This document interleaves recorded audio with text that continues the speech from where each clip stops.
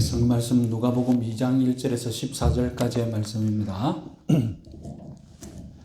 누가복음 2장 1절에서 14절 같이 읽겠습니다. 그때에 가이사 아구스도가 영을 내려 천하로 다 호적하라 하였으니 이 호적은 구레뇨가 수리아 총독이 되었을 때에 처음 한 것이라.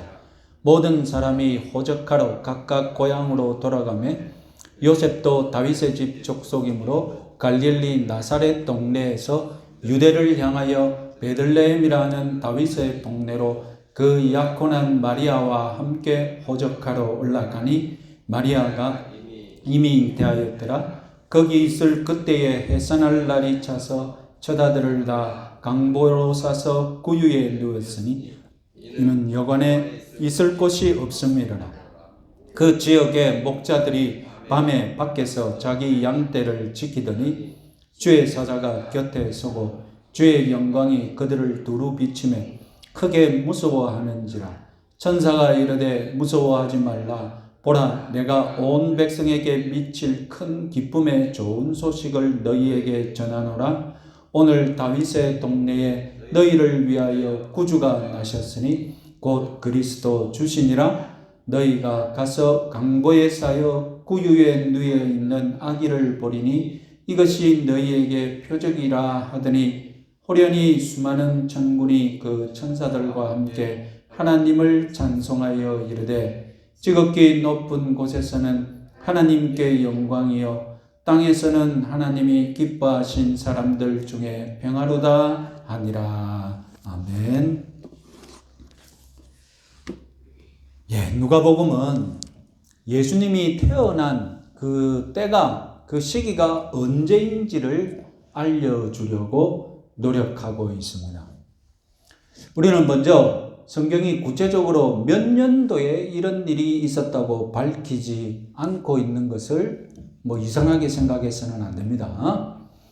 오늘날 우리 한국은 1962년부터 이 서기 연대를 사용하고 있습니다. 서양에서 들어온 연대 표기법이라는 뜻이겠죠. 그 전까지는 그러면 연대를 어떻게 표시했습니까? 1962년 전까지는 연도를 어떻게 표시했습니까?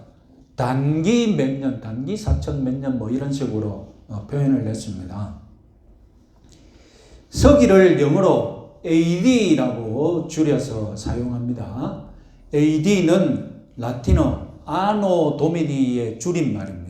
이 아노 도미니를 문자적으로 정확하게 번역을 하면 우리 주님의 해라는 뜻입니다.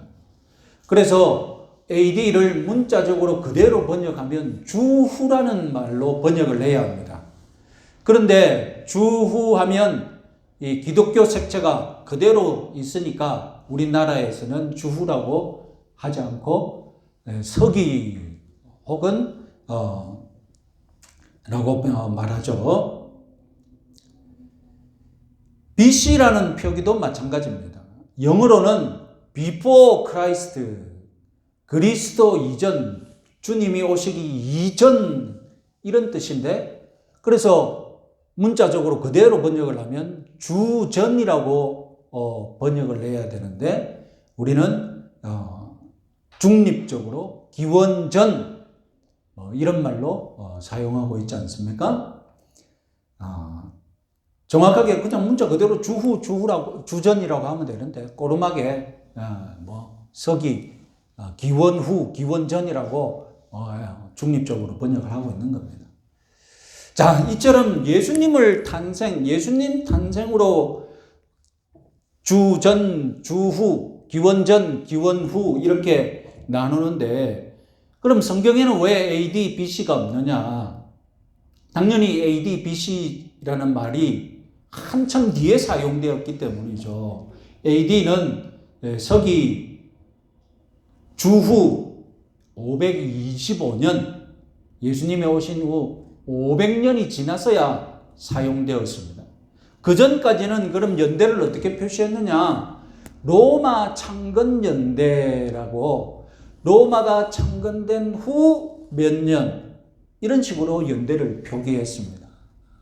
그래서 교황 요한 1세가 예수님이 탄생한 연도를 기점으로 우리가 연도를 표기하자. 지금 계속 로마 창건한 해부터 몇 년이라고 우리가 지금 연대를 표기하고 있는데, 그러지 말고 우리가 예수님이 탄생한 후부터 몇 년대 이렇게 연대 시스템을 도입하자. 그 일을 디오니시스 엑시구스라는 수도사에게 맡겼습니다. 예수님이 언제 태어났는지 AD를 정하라, 이런 임무를 맡긴 것이죠. 우리 파워포인트 한번 보겠습니다. 그래서 디오니시우스 엑시구스, 이 엑시구스라는 말이 소자, 작다, 이런 말입니다. 그래서 이 사람은 정확하게 번역을 하면 소자 디오니시우스라는 말 되는데, 이 사람이 계산을 알아보니까 로마 창건 후 735년에 예수님이 오셨다. 그래서 그 해를 AD 1년으로 정하자. 그래서 주후 525년부터 AD 연대를 사용하기로 결정했던 것입니다. 그리고 이 AD 연대기가 이제 대륙을 넘어서 영국에도 적용이 되고, 그러니까 7세기 이후 8세기 이렇게 시간이 지나면서 기독교 세계의 표준 연대로 정착했던 것입니다. 그런데 정작 문제는 오늘날 알아보니까 예수님이 AD 1년에 탄생하지 않은 거예요. 오늘 누가복음에서 얘기하는 이 연도, 아구스토가 호적을 내리라고 영을 내리고, 그리고 그 지방 총독이 인구조사를 했던 이런 모든 연도를 오늘날 가지고 있는 역사 문헌으로는 그 연도를 정확하게 찾을 수가 없어요. 그러면 예수님 탄생 연도를 모르느냐? 아닙니다. 알 수 있는 단서가, 희미하게라도 알 수 있는 단서가 하나 있습니다. 마태복음에 의하면 예수님이 태어났을 때 헤롯 대왕이 살아 있었죠. 살아서 무슨 짓을 했습니까? 예수님이 태어났다고 막 축하했습니까? 예수님 아기 예수를 죽이려고 어떻게 했습니까? 그때 어린 아기들을 다 죽이라고 명령했지 않습니까? 그래서 이것은 헤롯이 살아있을 때, 헤롯이 죽기 전, 헤롯이 살아있을 때입니다. 그럼 헤롯은 언제 죽었느냐? 헤롯 사망 연도를 알 수 있는 역사 문헌이 있느냐? 있습니다. 유대 역사 문헌에 의하면 헤롯이 죽기 전에 일식이 있었고, 그리고 헤롯이 죽은 이후에 유월절이 왔다라는 기록이 있습니다. 그래서 오늘날 이 천문학자들이 그러면 헤롯이 죽기 전에 있었던 일식 연도를 계산해 보니까 알 수 있거든요. 그 연도가 어디냐? BC 4년인 거예요. BC 4년에 일식이 있었던 거예요. 그래서 이 일식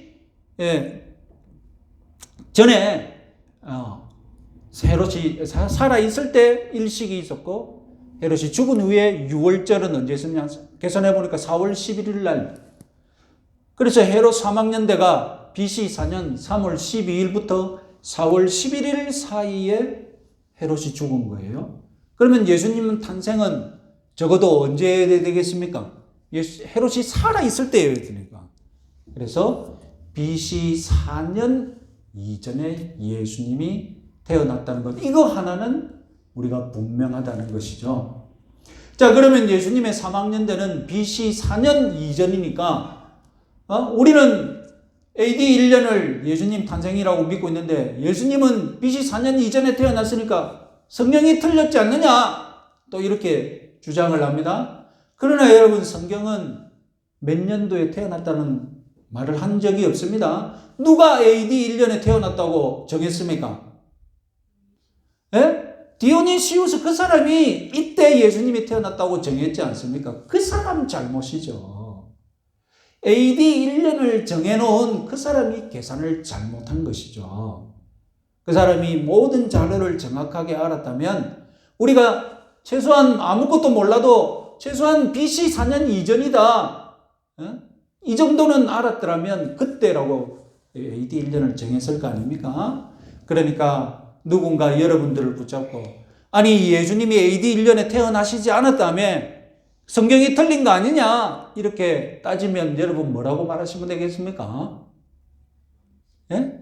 AD 1년을 정한 그 사람이 잘못 계산한 것이다 라고 정확하게 알려주시면 되겠습니다.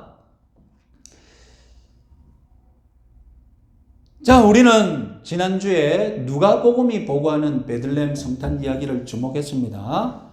1절부터 7절까지 읽어보면 참 심심하죠. 눈도 없고 트리도 없고 캐롤도 없고 심지어는 기적조차도 없는 아주 평범한 탄생 이야기입니다. 그러나 이제 8절부터 반전이 일어납니다. 하늘의 천사들이 내려와서 목자들에게 메시지를 전달합니다.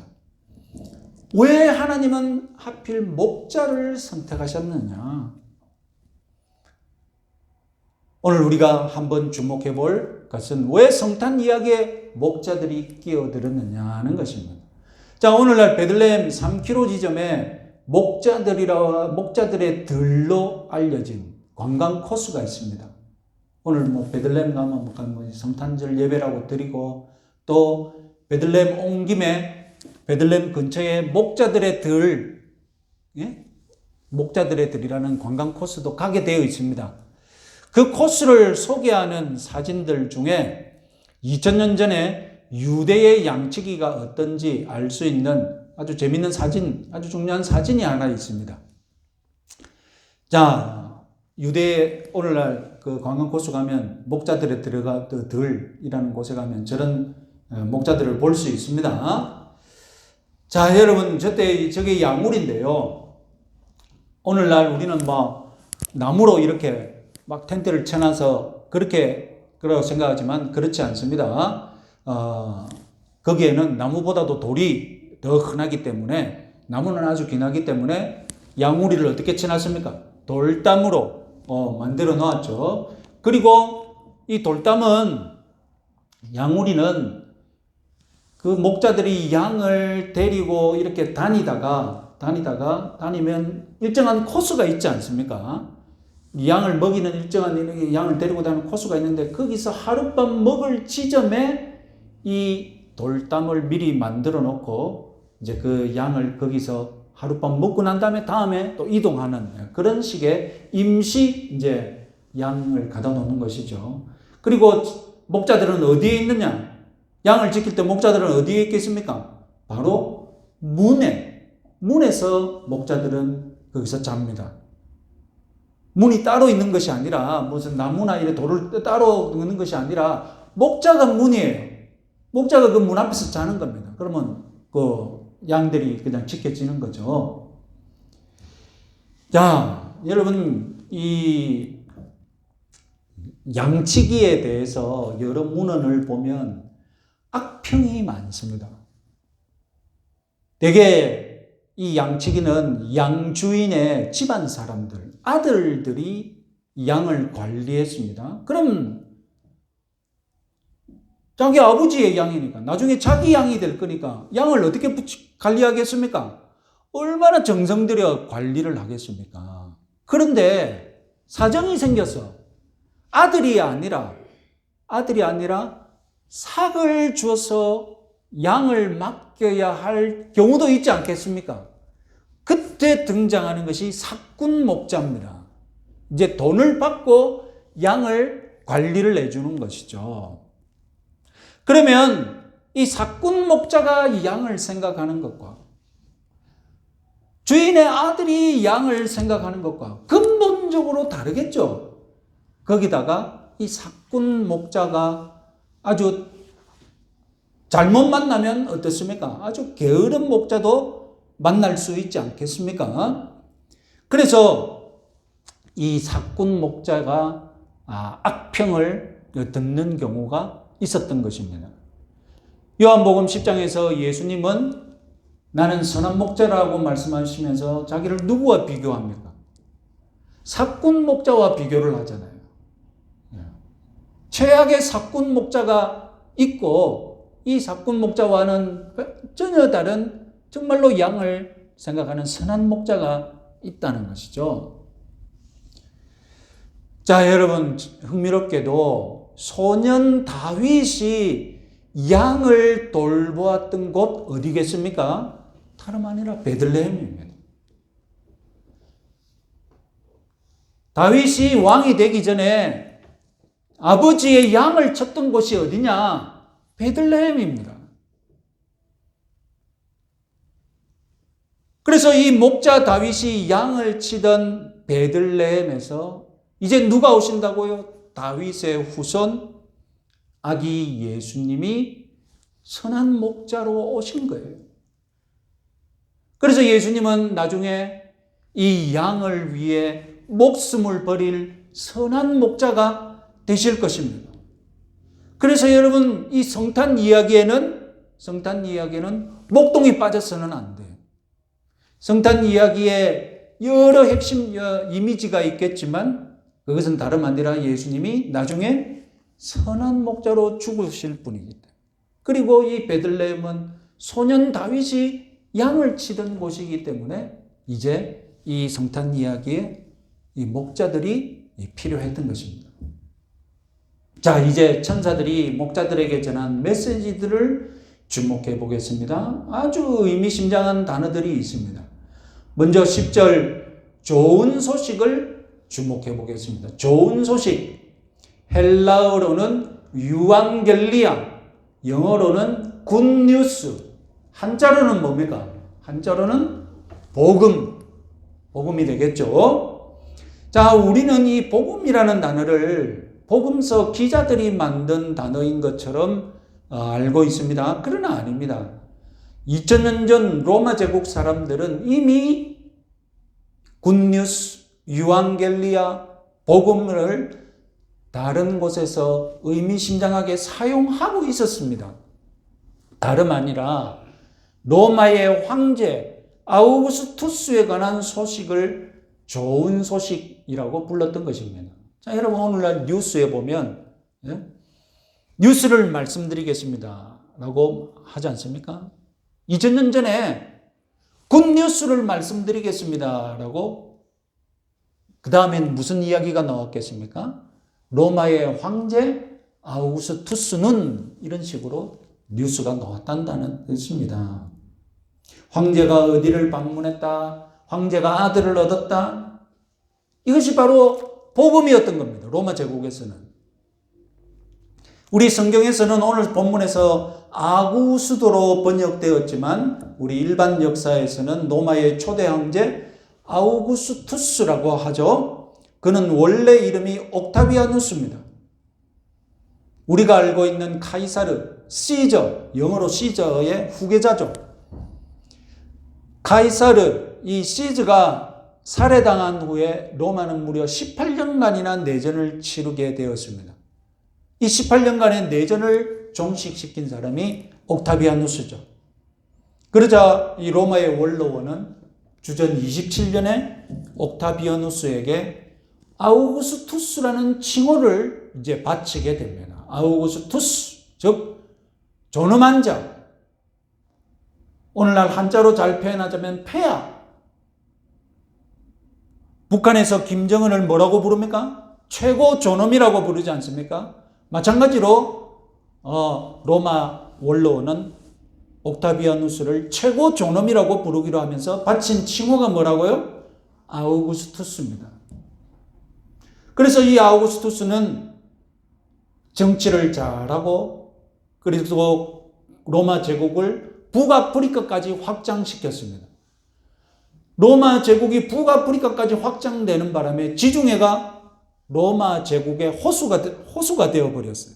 그래서 로마는 지중해를 우리 바다라고 부르게 됐죠. 얼마나 인기가 좋았겠습니까? 그래서 아우구스투스는 자기 아버지 율리우스 카이사르, 줄리어스 시저를 신으로 승격시키고, 자기는 뭡니까? 아버지가 신이 되는 바람에 자기는 신의 아들이 되는 거죠. 그러니까 로마 제국 전역에서 황제 숭배 신드롬이 일어났습니다. 황제 숭배 신드롬이 어떻게 일어났느냐? 그의 생일인 9월 23일을 국경일로 삼았죠. 아주 당연하겠죠. 자, 여러분, 터키 에베소 근처에서 주전 9년, 예수님이 오기 9년에 제작된 비문이 발견되었는데, 우리 비문을 한번 읽어보겠습니다. 아우구스투스 생일에 관한 비문입니다. 우리는 그날이 모든 것의 시작과 같다고 합당하게 간주하련다. 인간의 삶에 아우구스투스를 통해 전쟁을 그치게 하고, 또한 신의 생일은 그를 통해 사람들에게 전해진 온 세상을 위한 기쁜 소식의 시작이었으므로 시간 계산이 아우구스투스의 탄생과 함께 시작되도록 하는 것이다. 아우구스투스의 생일을 우리가 왜 기념하느냐? 왜 기념하느냐고요? 온 세상을 위한 기쁜 소식의 시작이었기 때문이다.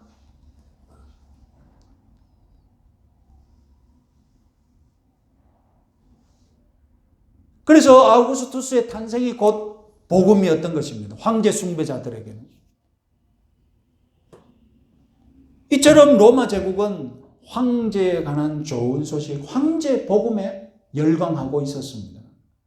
누가복음 2장 1절에서 성탄 이야기를 아우구스투스로 시작합니다. 아주 의도적입니다. 누가는 예수님 탄생 이야기를 누구로부터 시작해야 될까? 지금 황제로 숭배받고 있는 아우구스투스로부터 시작하자고 작정한 거예요. 누가복음은 황제 아우구스투스의 복음과 예수 성탄의 복음을 의도적으로 지금 비교하고 있는 것입니다. 신의 아들 아우구스투스에 관한 소식이 복음으로 인정받고 있는데 아니다는 겁니다. 진정한 복음이 있다는 겁니다. 진정한 왕의 아들 예수 그리스도의 탄생 이야기가 복음이라는 것입니다. 11절에 천사들이 두 번째 메시지, 구주가 탄생하셨다라는 말이 있습니다. 여기서 구주도 역시 여러분 아우구스투스와 관련이 있습니다. 우리는 예수 그리스도 이야기만 알고 있기 때문에 구주라면 당연히 예수님을 지칭하는 것으로 알고 있습니다. 그러나 2000년 전에 구주라고 했을 때 사람들이 누구를 떠올렸느냐? 우리 역시 터키 근처에서 발견된 또 다른 비문, 우리 한번 읽어보겠습니다. 그는 그의 아버지 제우스에게서 물려받은 신적인 조국 로마의 아버지며 백성의 구주다. 그는 모든 백성의 간청을 들어주었다. 그뿐 아니라 그는 육지와 바다를 평화롭게 만들었으며 도시들은 질서와 조화와 좋은 시절을 볼 수 있었다. 모든 생산물은 좋았고 최고 수준이었다. 미래를 향한 행복한 기대, 만족감으로 가득 채워졌다. 그러므로 백성은 마땅히 기쁨의 제물과 찬송을 드려야 한다. 2000년 전에 구주라고 얘기했을 때 로마 제국 사람들은 다 누구를 떠올렸다고요? 아우구스투스를 떠올렸습니다. 왜냐하면 아우구스투스가 구주였으니까요. 2000년 전에는 아우구스투스를 구주로 믿고 있었으니까요. 그래서 그에게 제물과 찬송을 드려야 한다고 그들은 황제께 예배를 드리고 있었다니까요.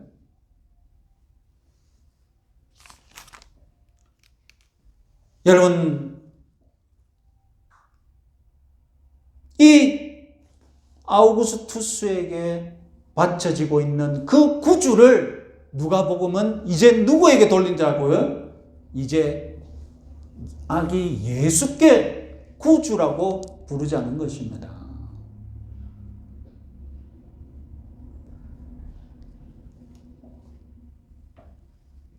이런 구주라는 명칭이 왜 아기 예수께 붙여졌는지 우리는 오늘 이 본문에서 깊이 깨달아야 되겠습니다. 아우구스투스가 구주가 아니라는 겁니다. 아우구스투스는 가짜 구주고 이제 진짜 구주가 나셨다는 것입니다.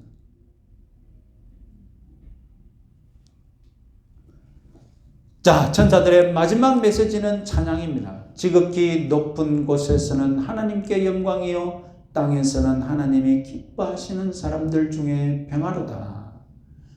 로마인들은 이 아우구스투스가 소위 황금시대 태평성대를 가져왔다고 믿었습니다. 태평성대에서 특히 중요한 것이 평화죠. 그래서 아우구스투스의 태평성대를 가리켜서 뭐라고 하느냐? 팍스 로마나, 로마의 평화라고 부릅니다. 그런데 이 예수 탄생이야말로 진정한 평화를 임하게 할 것이다. 예수님의 평화가 이 땅에 임할 것이다 라고 누가복음은 얘기합니다.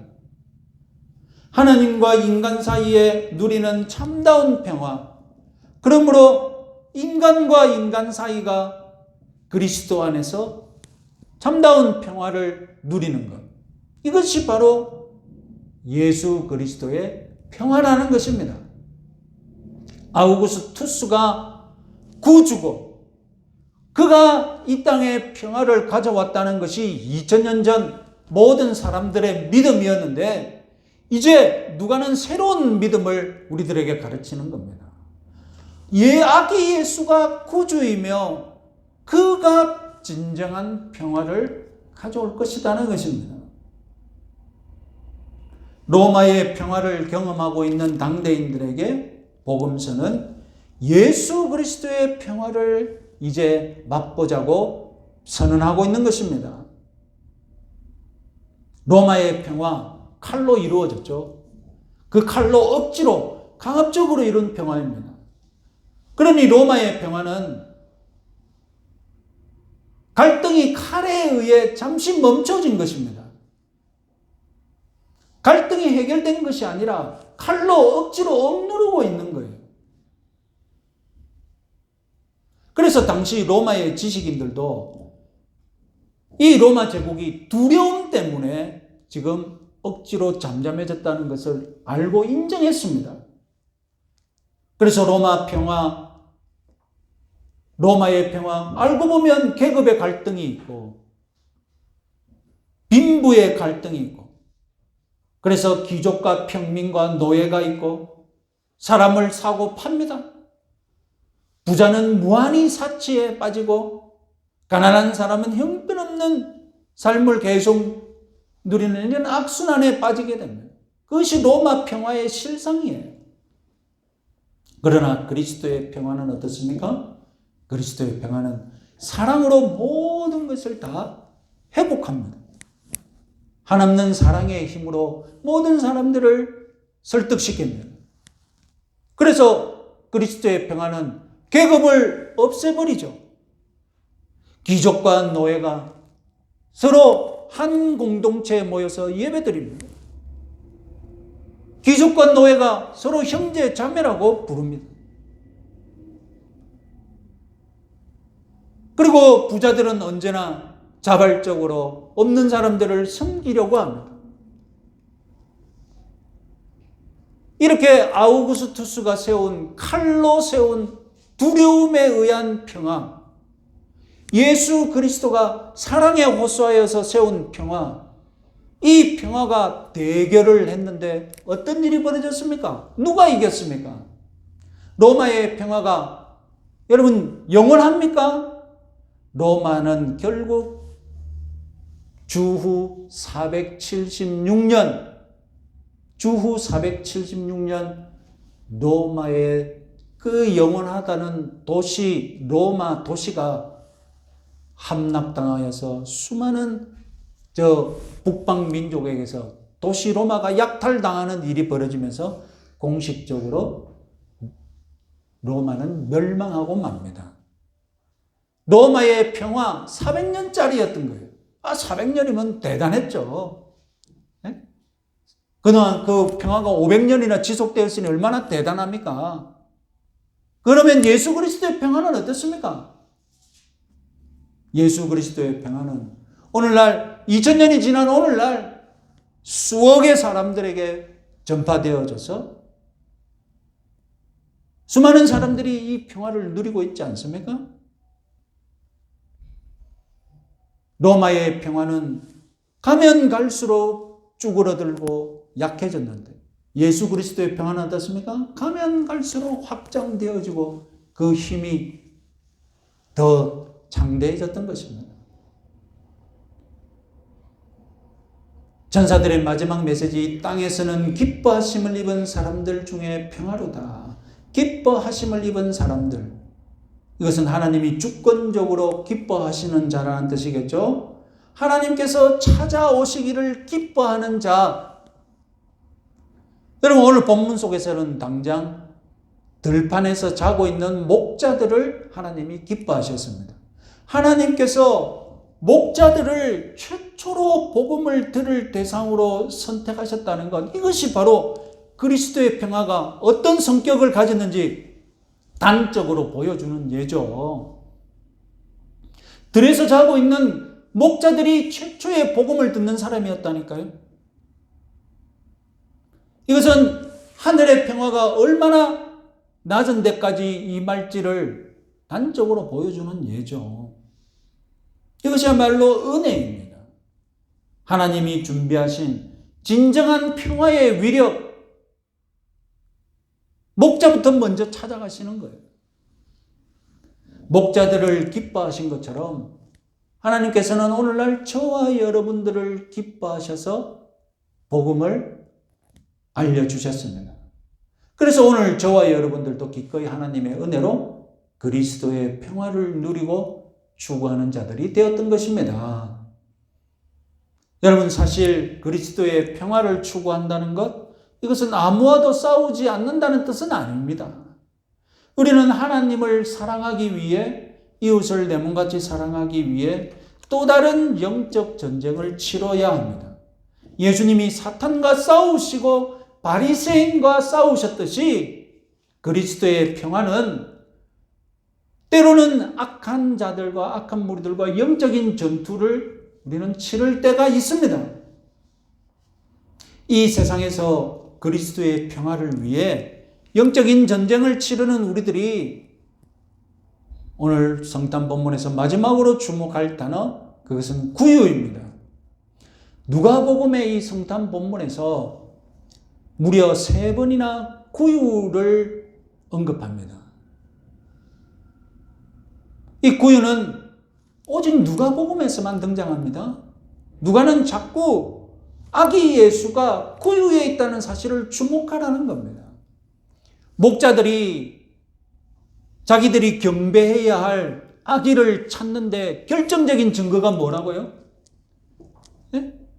그날 밤 태어난 아기가 또 있을지도 모르니까 그날 밤 자기들이 찾아야 할 아기 중에 혼돈하면 안 되니까 어디에 있는 아기를 찾으라고 합니까? 구유에 있는 아기를 찾으면 된다고. 이것이 너희들이 경배해야 할 구주의 표시라고 말하지 않습니까? 아우구스투스는 얼마나 좋은 요람에서 자랐겠습니까? 황제의 아들인데.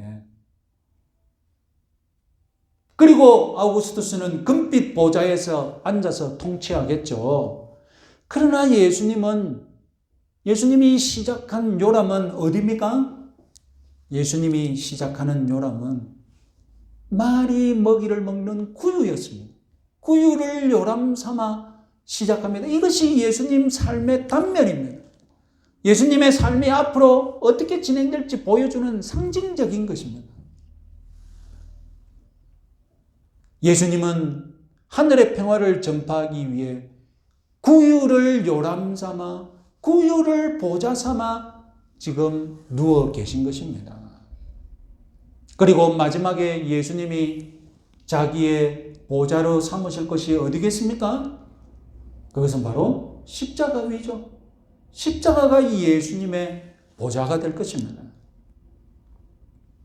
우리도 평화를 추구할 때